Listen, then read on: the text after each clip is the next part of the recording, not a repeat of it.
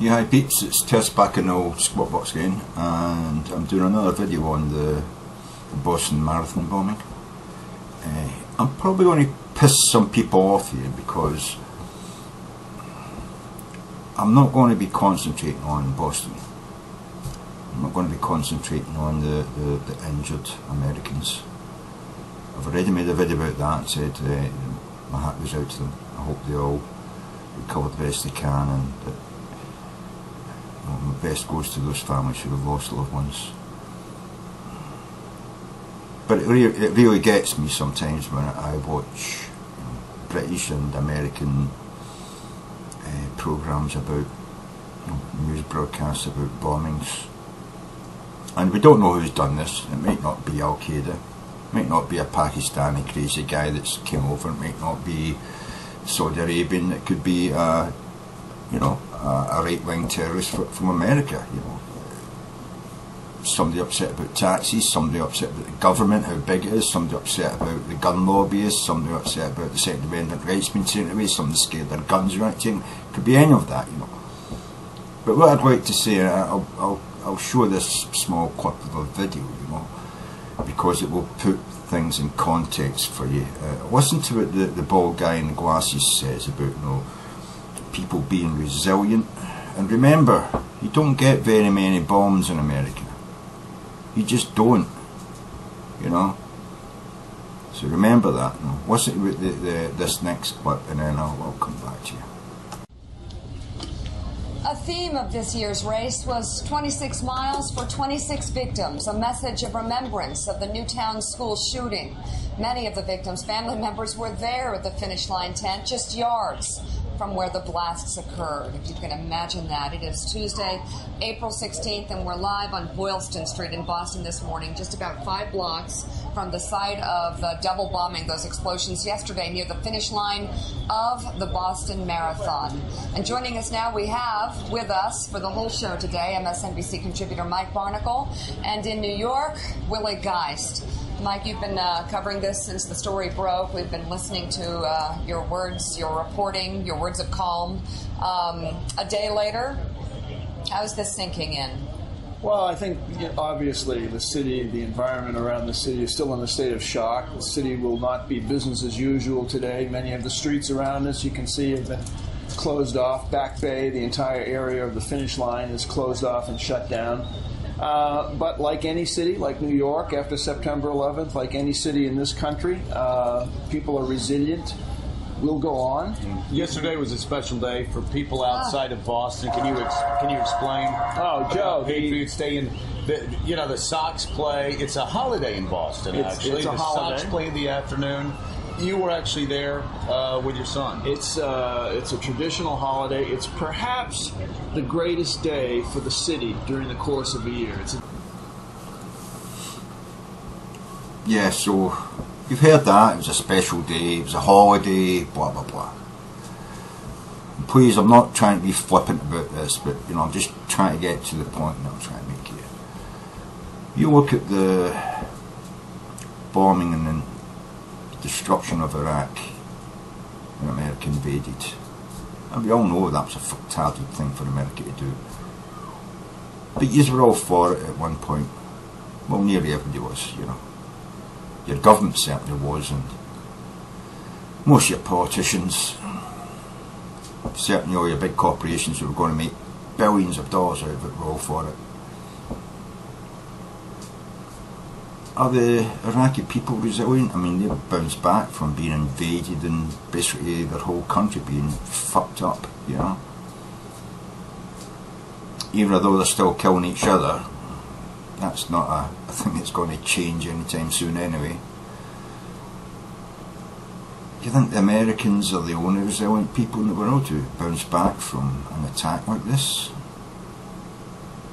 And if you don't think they're the only people that do that, then surely you've got to realise that it's a human thing to absorb these atrocities and then eventually find a time to move on with your life, But this is like one bombing, and I think it's the most, it's the main terrorist thing you've had since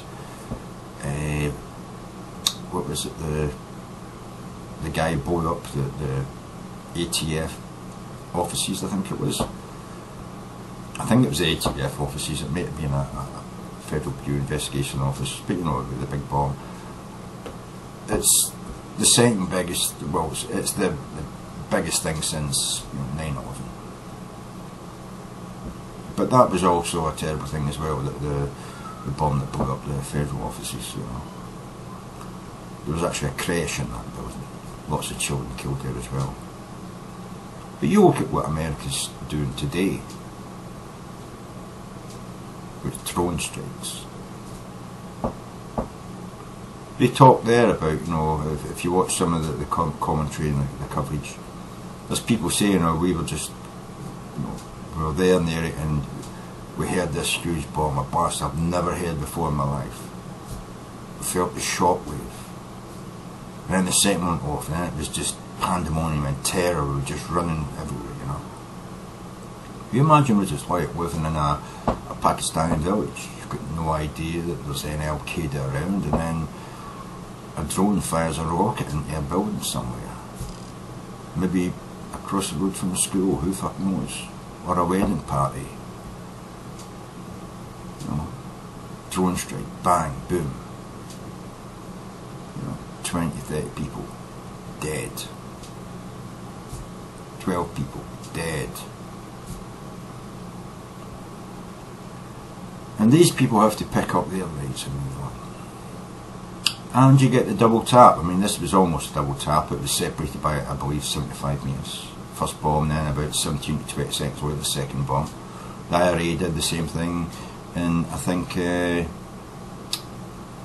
the Skilling.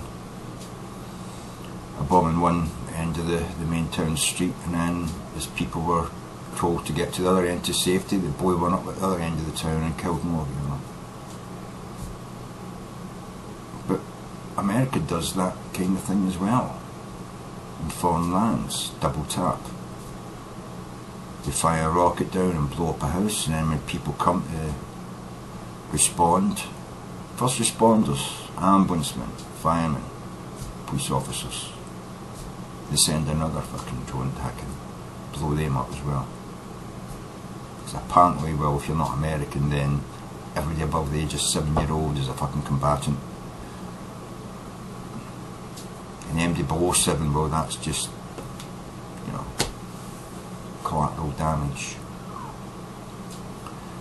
If you don't like it in your own towns and cities, you shouldn't be doing it to others. I believe the American people need to start to tell their own government, stop this now. Stop murdering people in foreign lands. If this does turn out to be someone from Pakistan that did this, you can guarantee it's because they lost their loved ones in a drone attack. If it turns out to be Al Qaeda, it's probably still someone who was recruited because they lost a loved one. Lost someone they cared for. And if the response of America is to find out who or where this attack came from, and if it was in Pakistan or Saudi Arabia or the Yemen, to go there and bomb more, I don't see it's going to solve anything. It'll just bring more death and destruction back to America. Maybe not as much, but you will get some. And if it's a right-wing organisation and the right-wing convinces you that it wasn't orchestrated or organised by a large group somewhere and it's just a lone killer like they normally do, so you're not going to drone strike an American group, are you? Even if you find out it's a larger group, you're only going to arrest a few people and stick some in jail. You're not going to bomb them because you found out who it was, are you? So why don't you bomb other people? Why did you bomb people around the world?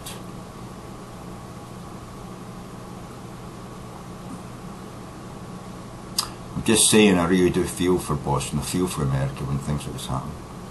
We had it ourselves in Britain. But I don't know anywhere where Britain's sending drones out to double tap weddings and other people's religious gatherings or individuals in a house where there's collateral damage all around. As long as we get him, we're okay. I just don't see Britain doing that. If my government's doing it, I would be out in the street marching against it. We marched in this country to say the war was bad. I didn't, but many did. Many in America did. The government didn't listen. I understand that, but if you want to try and stop bombs going off in the streets, I think you need to stop bombing people abroad. Find some other method of getting cooperation from other nations to capture these people and take them out individually like that, rather than destroying buildings in the street.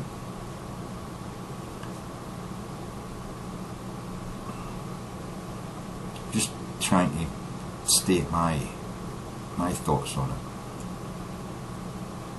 Violence breeds violence. It's a continuous chain, you know. Every violent act is a link in that chain, and it just makes the chain longer. And nobody's going to win in the end. Nobody.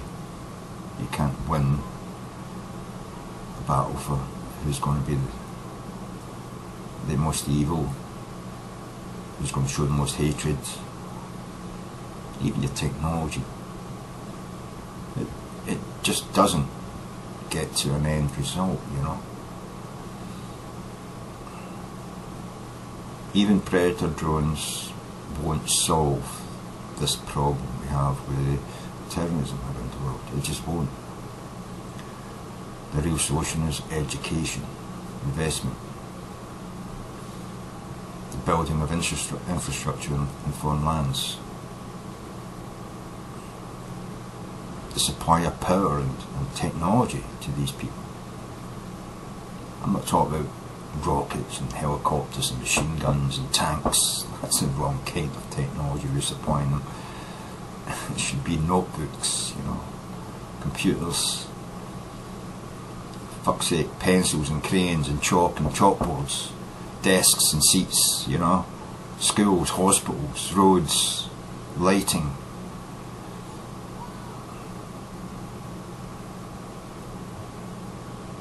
We spread the good things that society can provide around the world.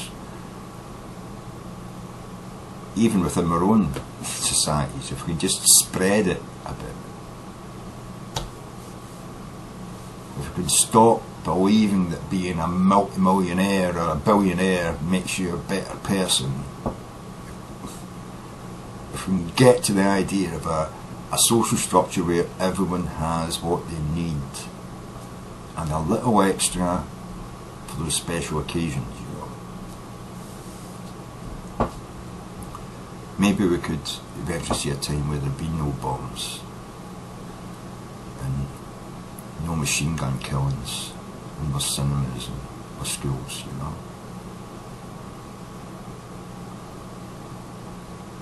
I suppose it's just a thought.